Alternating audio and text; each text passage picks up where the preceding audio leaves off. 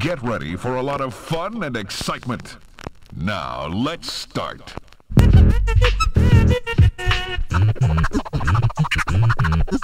Cut like a guillotine. Alright, hello everybody, how's it going? This is another episode of the Nightshiftbrony. Not much has really been happening on my side when it comes to news or anything else that I can think of at the moment.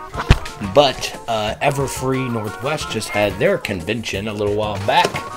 So we're going to basically just talk about that for a little while. I know that opening was a little rough and long, but you know, I just figured out how to use this program, so we're going to figure out what we're going to do from there. You know, once I figure out all that good stuff, I'll, you know, upload more, better videos. But until then, this is basically more just like a talk show instead of a vlog. I didn't want my, you know, the vlog that I do on my channel to, like, you know, be the same thing, because then it would be just like these huge, long vlogs. Instead, I'd rather just do a different show separately as the Nightshiftbrony. So, of course, you guys all know that. Where is that thing? Hold on a second. Alright, so like I was saying, about Everfree Northwest, they had their huge convention up in Seattle. A bunch of famous bronies went, including Saberspark, Paleo, AC Race. Oh god, Mandel Pony was there, Acoustic Brony, a whole bunch of people. I got to watch most of the voice actor panels, which were really cool because they had one just for the guys, which Dusty Cat actually hosted also, and it was really funny because he was like, "Oh, it's the manliest VA panel ever," and they all had mustaches and were drinking cider and everything. It was really funny actually. It was really cool to hear different aspects. They had God, I can't remember these voice actors' names for the life of me, but they had the guy who does Shining Armor. They also had, oh, God, I can't remember any of their names right now. I should probably pull up that page. Maybe I could figure it out. What do you call it? But they had also Big Mac and Snips and Snails. Both of those guys. God, for some reason I can't remember their names, but we'll figure it out later on. And they also had a voice actor panel, or VA panel, with most of the main six, but the lady who does Applejack and Rainbow Dash was not there. I think she was called away on something different. I'm going to try and pull up the website that I use. No, I don't want to open up a new tab.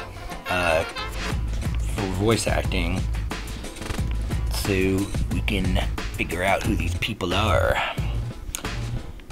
It's called BehindTheVoiceActors.com, and you can just go to TV shows, then to My Little Pony Friendship is Magic, and it's got literally everybody. It's even got them dated back all the way to the original first generation of My Little Pony. Waggers, get out of there. Waggers is my cat, by the way. The website is a little large, so it takes a little while to load on my computer, just because I got a tiny little netbook, but still nonetheless. And it's also got information about everything, and it's got like a little preview of their voices and stuff like that. So I'll add a link to this video, so you guys can check those out, see everything, because it's literally got the whole entire cast of MLP, and it's got the people who does it. See, another thing they also had cool about the videos that Everfree uploaded on YouTube, of course these are all uploaded on YouTube, was they had a behind the music voice actor panel, and it had Kazumi Evans, that's her name, and she does the singing voice for Rarity, and Tabitha St. Germain was also there. What do you call it? But no, she wasn't there at the voice actor one, but she was at the original main six panel. But I didn't know that Rarity actually had a different person that sang for her. So I thought they all kind of did their own little parts, which I, you know, did not know at all. But I know now, and which is really cool because the girl who does Applejack also sings for Sweetie Belle, which I did not know either. And I didn't notice it, but I went back and I kind of got burnt out on the CMC, the Cutie Mark Crusaders, and because there were so many episodes where they're in them, they star a lot in season 2, and my son really liked season 2, so we'd watch episodes. But I got so burnt out on, you know, it was like having kids all over again, you know, and these little high-pitched voices and stuff. And it's not that the fact that they bothered me in any kind of way. I just kind of got burnt out on the episodes because my son likes them so much. So let me see. Here we go. Apple Bloom. Did I say Applejack or Apple Bloom earlier? I think I'm going to say Apple Bloom. Apple Bloom does the voice of Sweetie Belle. I mean, the singing voice. Let me look up her name. Assuming I don't remember any of these people's names. I got a lot going on these days. Work and everything. Here we go. Is that Michelle? Michelle Kerber? I'm not really sure. But yeah, she does the voice of Apple Bloom, and she also does the swinging voice of Sweetie Belle. And you know, you can actually kind of tell it in a little bit of her voice whenever you listen to Sweetie Belle sing and stuff, so... You know, I never really noticed it until now. It's like, it's weird to go back and look on episodes and, you know, see it all over again. But yeah, not that much news other than the stuff that happened at, over at the big convention and stuff in Seattle. I mean, I watched a couple vlogs from a couple different people. They had a live Stay Brony with Dusty Cat. I believe they did a live Brony breakdown with Paleo and Saberspark. I'm not sure what they did. I was mostly working when all this stuff was going on, so I couldn't, like, you know, be there for the live streams and stuff. So, I mean, like I said, I work night shift, and most of the stuff was going on, you know, later on. Yeah, let's put a link in a new tab. But everybody was there, all the voice actors. I'm gonna get everybody's name loaded up. So I feel like I should call them by their name, not just the characters that they do. Another thing about the behind the music one that I thought was really cool, they had the guys that actually make the actual music. They're on the VA panel for the music one, and they basically just kind of talked about the different music and how fast they had to do it. They literally had to, like, some of the songs they said they literally had to make that day and then go into production that day. What do you call it? Another thing is, what did I want to say? I can't remember. I've been brain farting a lot lately. I think it's all the work I've been doing. Oh. You'll probably get these, like, clickings of my keyboard and stuff.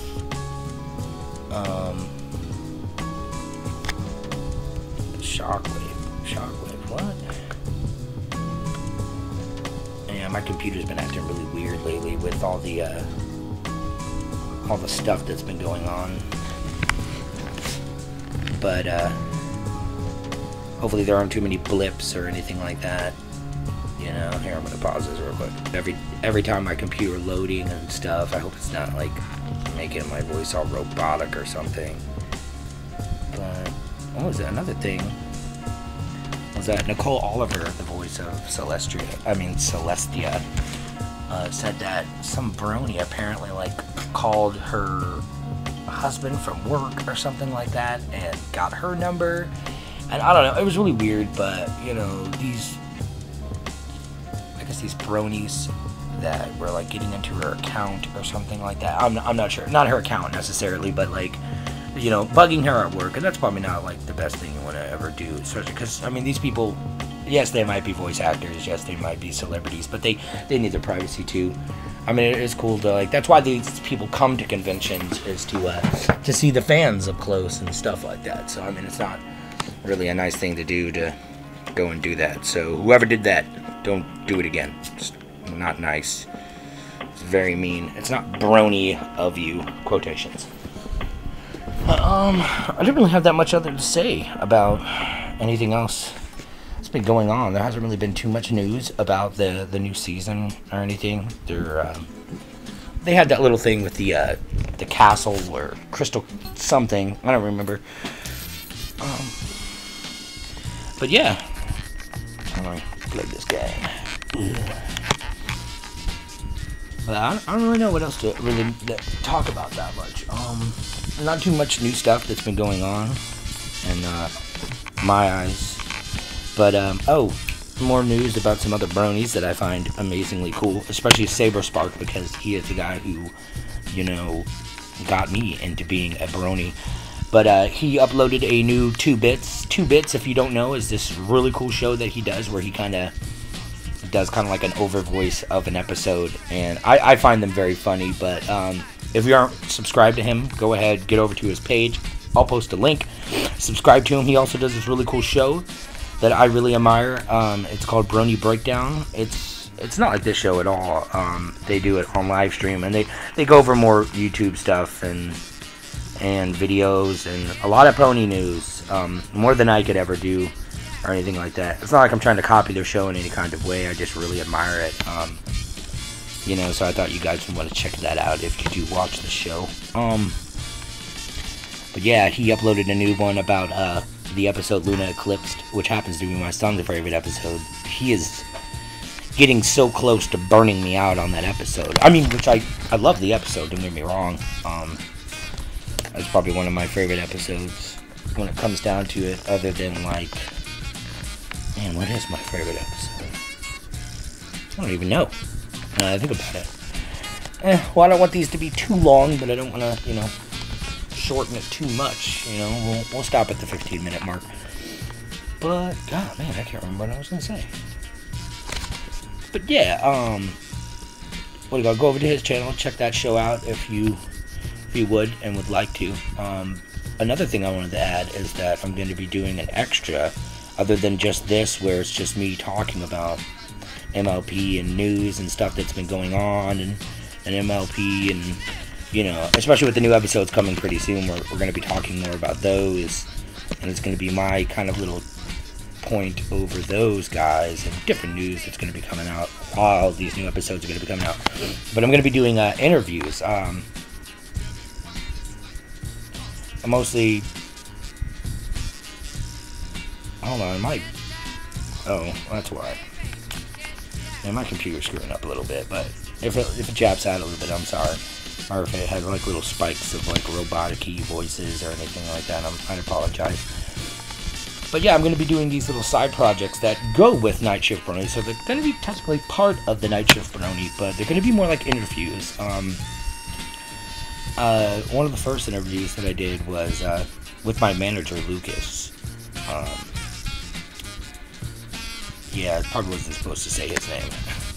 But you don't know his last name, so it's whatever. But I asked him, I said, what do you think of bronies? And the first word to come out of his mouth was, of course, pedophiles. And I said, well, why do you think that? He was just like, well, it's a show for little girls. And I'm like, yeah, everybody says that, though. And then I said, well, what do you think about the community aspects of the brony fandom and how they've donated mass amounts of money to different organizations for helping children and other things like the Brony blood drive and stuff. And he was like, the Nazis donated money, or not necessarily the Nazis, he said skinheads or whatever, or the neo-Nazis. And I'm just like, you're comparing the neo-Nazis to bronies. Are you serious? And I just kind of looked at him, and I don't know. Another person that I interviewed at work, I'm not going to name them, of course, but I talked to him about it, and he grew up in the era of My Little Pony, the first generation one, when it came out. And this is a guy that I've known my whole entire life, practically. But I asked him about it, and he said, well, I have no quarrels about it. I mean, you can do whatever you want to do. But he did ask me one question if I've heard about furries, and I said yes, and that was another association that a lot of people like to use. But you know, I don't know. It was a really good interview. I'm gonna actually be buying a mic pretty soon. Gonna be hooking it up to my little thing, because this is just a mic that I'm using that's integrated automatically in. And we're going to get a mic, and I'm gonna walk around and do actual interviews. I'm gonna interview my mom. Like I said, the next video after this one that I'm gonna be uploading is the interview that I did with my niece, who is 6. And you know, I thought if we get it from a girl's perspective. of somebody that the show was originally created for before the Brony fandom came to be and stuff. So we'll get it from my mom's perspective, one of my sisters, a non-Brony.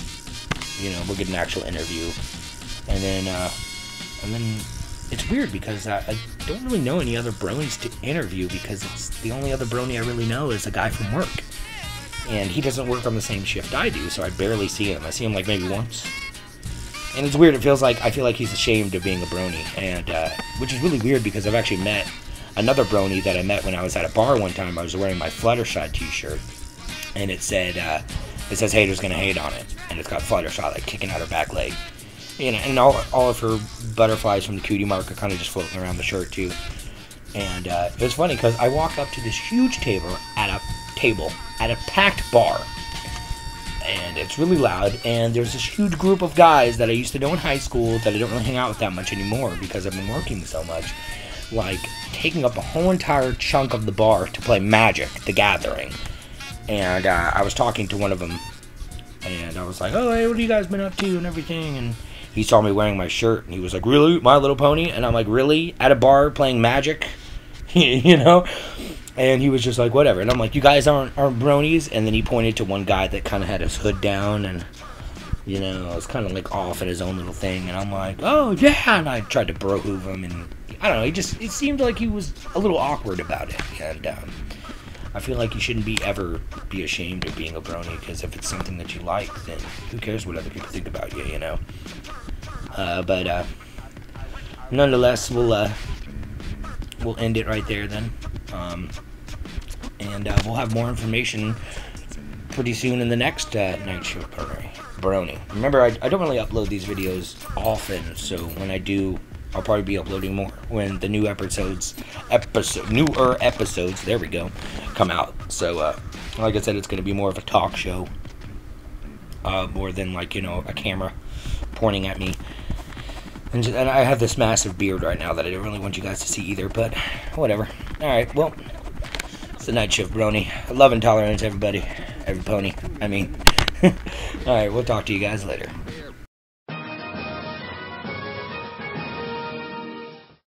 Disclaimer: I do not own any of the music that is played on or during the video.